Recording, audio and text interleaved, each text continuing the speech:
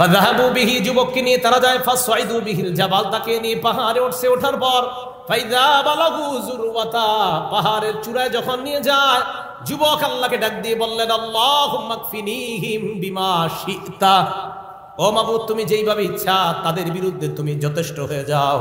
আল্লাহ আমাকে তুমি তাদের এই ভয়াবহতা থেকে হেফাজত করে নাও। এই কথা বলার পর দেখেন কি হয়, ফারাজিফা বিহিমুল জাবাল, পাহাড় কাঁপতে শুরু করছে। পাহাড় কাঁপতে শুরু করছে, পাহাড় কেঁপে যারা উপরে উঠছে তাদের সবগুলাকে নিচে ফেলে হত্যা করে, আর যুবক নিরাপদে পাহাড়ের নিচে নেমে আসে। ফাজা আয়ামশি ইলাল মালিক, হাঁটতে হাঁটতে বাদশার দরবারে উপস্থিত হয়ে যায়। বাদশা অবাক হয়ে যায়, আসার কথা তো তোমার না, যাদের আসার কথা তারা কোথায়? তুমি কেন আসলা? তারা কেন আসলো না? তুমি তো আসার কথা না, তুমি তো মরার কথা। যারা তোমারে মারবে ওরা কোথায়?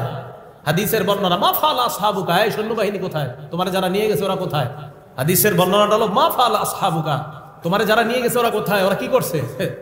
যুবক কয়, কাফানিহিমুল্লাহ,